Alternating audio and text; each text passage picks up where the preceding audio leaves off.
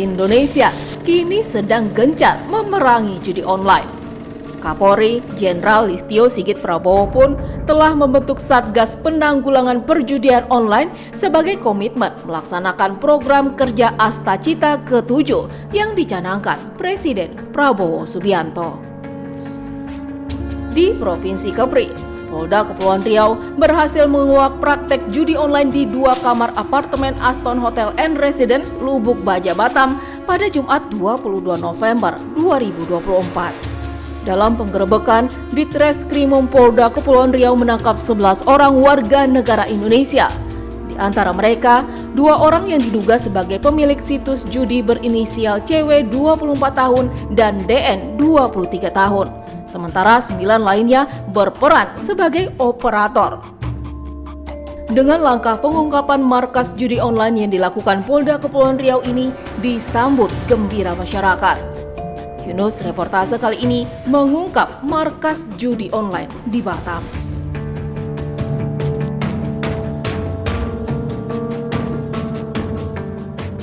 Kapolda Kepulauan Riau Irjen Pol Yan Fitri Halimansyah mengungkapkan dalam operasi tersebut lokasi yang digerebek pihak kepolisian berada di kamar nomor 12 lantai 2 dan kamar nomor 2 lantai 17 di apartemen tersebut. 2 tempat ini digunakan sebagai markas judi online. Diketahui, bandar judi online yang diringkus memiliki 3 link situs judi online, yaitu Hamsawin, Forwin 87, dan Botakwin. Untuk pekerjanya direkrut dari luar daerah, seperti Jambi, Jakarta, dan Bandung, untuk bertugas sebagai telemarketing.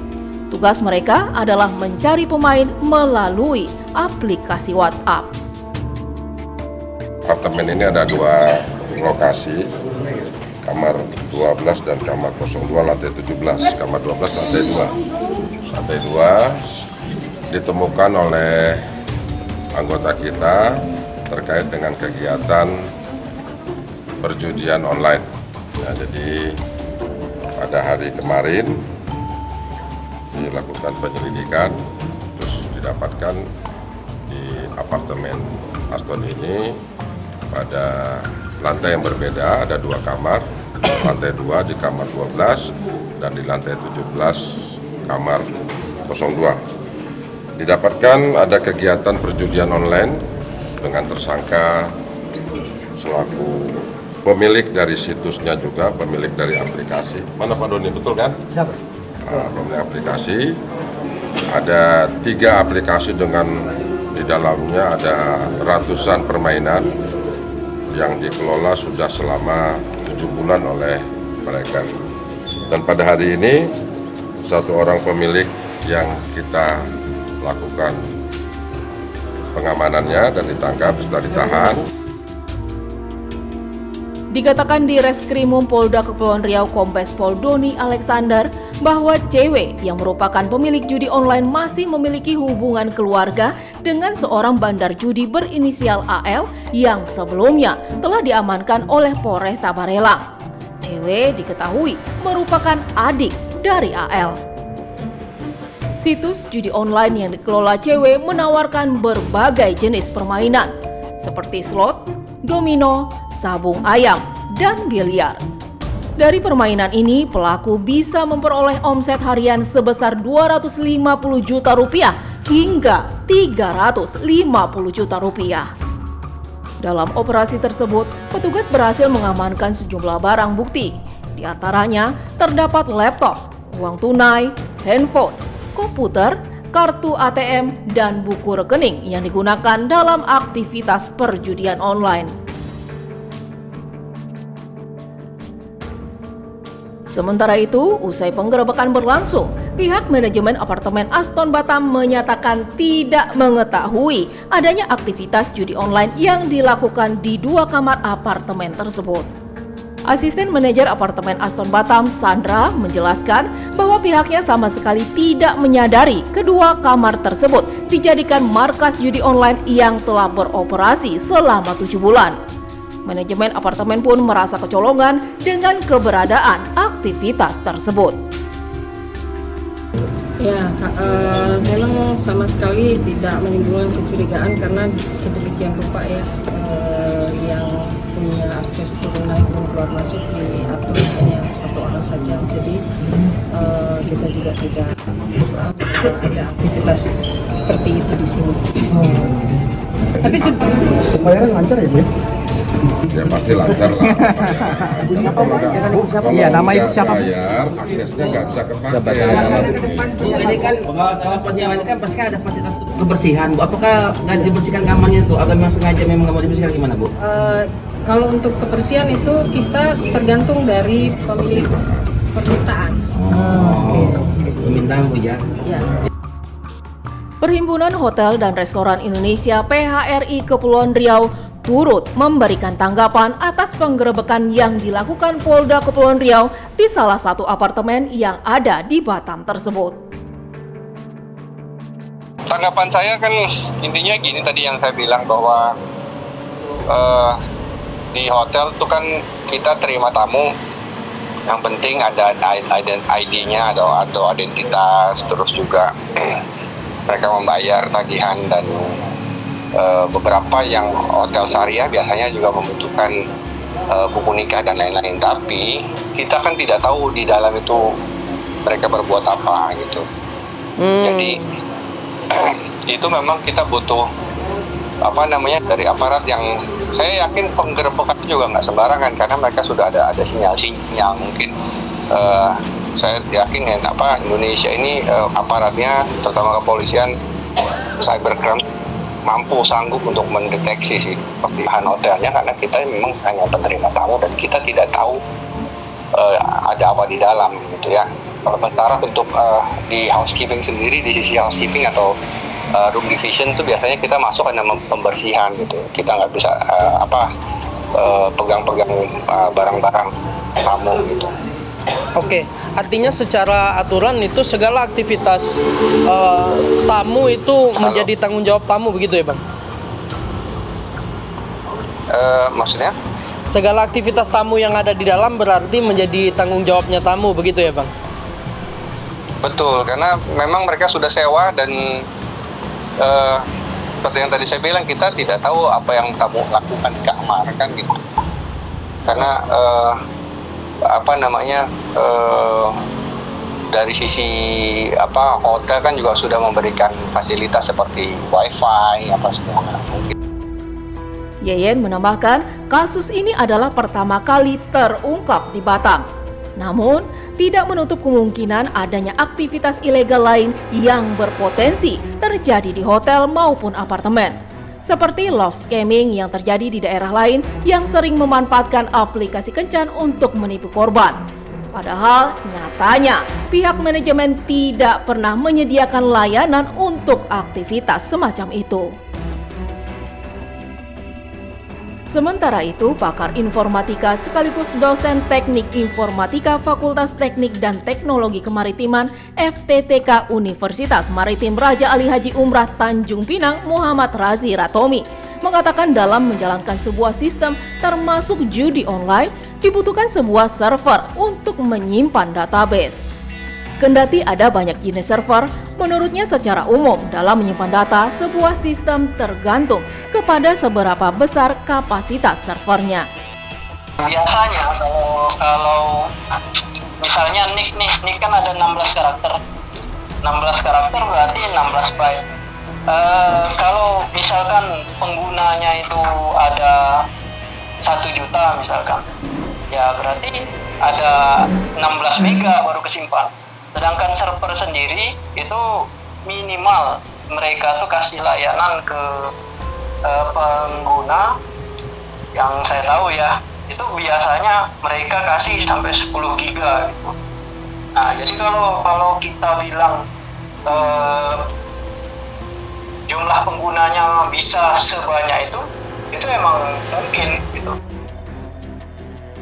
Saat ditanyakan apakah memungkinkan sebuah kamar apartemen dijadikan markas judi online, ia melihat pada kasus ini terdapat jenis komunikasi yang berbeda. Menurutnya, operator dapat bekerja di tempat yang berbeda dengan lokasi server. Misalkan operator Telkomsel gitu. Kalau operator Telkomsel itu mereka itu nggak berada di tempat di mana server itu berada gitu. Jadi server itu misalkan di Jakarta itu atau servernya ada di Singapura. Nah, operatornya bisa mengoperasikan dari Jakarta. Misalkan servernya ada di luar negeri, contohnya seperti EKTP kemarin. Itu ditumpangkan servernya di mana ya, Belanda atau Jerman gitu, saya lupa. Itu emang bisa gitu, jadi kita operasikan dari sini, servernya dari negara lain, itu emang bisa. Ia menjelaskan bahwa pihak kepolisian memiliki metode khusus dalam mengungkap kasus seperti ini. Biasanya, polisi lebih dulu mengidentifikasi aktivitas judi online yang sedang beroperasi.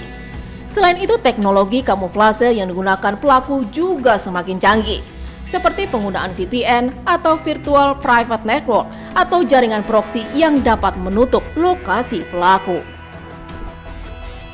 Sekarang itu teknologi untuk berkamuflase atau untuk menutupi keberadaan seseorang itu banyak. Nah, tapi di sisi lain penyedia teknologi itu bertanggung jawab juga gitu, bertanggung jawab. Jadi kalau seandainya penyedia itu tidak mau memberikan informasi ke penegak hukum, nanti penyedia itu bisa dituntut. Tidak hanya itu, fenomena ini turut mendapat perhatian dari pemerintah Kota Batam. Kepala Diskominfo Kota Batam, Rudi Panjaitan, menekankan pentingnya literasi digital sebagai solusi untuk memerangi judi online. Ia menyebut selama 2 tahun terakhir, Diskominfo Batam telah menjalankan program literasi digital yang menyasar mahasiswa dan masyarakat umum. Nah, tahun depan kita upayakan juga menyasar ke level sekolah dasar, sekolah SMP dan mungkin SMA, supaya masyarakat yang berada pada level sekolah tersebut juga paham bahwa aplikasi ini yang masuk kategori penggunaan yang tidak bertanggung jawab, yang masuk di kategori judi online, game yang berlebihan atau hal-hal lain yang bersifat negatif. Nah, itu sasaran kita ke situ supaya masyarakat bisa memilah, oh ini aplikasinya sudah masuk kategori judi online atau game yang tidak bertanggung jawab atau hal-hal yang negatif. Itu tujuannya, dan kita menghadirkan beberapa narasumber yang terpercaya dan bisa memberikan bagaimana bahayanya menggunakan aplikasi-aplikasi yang masuk kategori itu. Harapan kita memang seluruh segmentasi usia itu mulai dari pelajar, mahasiswa dan masyarakat umum juga tahu memilah, dan mereka juga bisa masuk kita kategorikan kategori masyarakat yang cakap digital. Ia juga menegaskan bahwa masyarakat harus menjadi benteng utama dalam memerangi judi online dengan memilah informasi secara cermat sebelum disebarkan melalui platform digital. Rudi mengajak semua pihak bersinergi memanfaatkan teknologi secara positif untuk meningkatkan produktivitas sehari-hari. Keresahan terhadap maraknya judi online turut dirasakan salah satu warga Kota Batam, Yulita Fia, yang meminta aparat penegak hukum tidak ragu dalam menindak tegas praktik judi online. Kak, terkait maraknya judi online terutama menyasar para pelajar hingga mahasiswa, bagaimana tanggapannya terkait itu ya? Ya, sudah pasti judi sangat merugikan ya, apalagi sekarang judi sudah dinobatkan sebagai salah satu penyebab kemiskinan di negara kita ini. Sebenarnya tidak hanya di Indonesia saja sih, hampir di semua negara judi online ini terjadi. Cuman di Indonesia kalau bisa diatasi dengan memberikan hukuman lebih tegas mungkin kepada pelaku dari judi online ini. Terus para pemerintah juga diminta agar bisa memberikan sosialisasi mungkin lebih masif lagi kepada generasi muda saat ini, karena kan yang rentan terkena judi online itu mereka yang masih di usia produktif. Jadi mereka bekerja tapi gajinya dipakai buat judi online, kan sayang. Sebenarnya lebih baik kalau uang itu dipakai untuk kebutuhan mereka sehari-hari.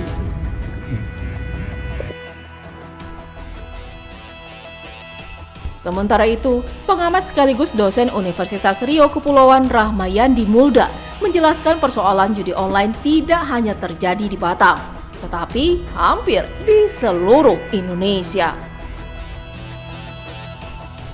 Dan kemarin kan kalau ditelusuri secara ininya ya di Kementerian pun sebenarnya ya itu di backup itu. Seperti di Kominfo. Lagi marah. Iya, di Kominfo itu sendiri yang harusnya menjadi corong utama pintu masuknya judi online ini ternyata sarangnya ada di sana, di backup di sana. Itu problemnya. Oke. Sekarang ini karena sudah mulai terbuka, nah itulah mulai ditelusuri satu-satu. Itu. Rahmayandi pun mengingatkan masyarakat agar tidak terjerumus dalam jebakan judi online yang dapat menghancurkan perekonomian bahkan memiskinkan karena sifat candunya tersebut.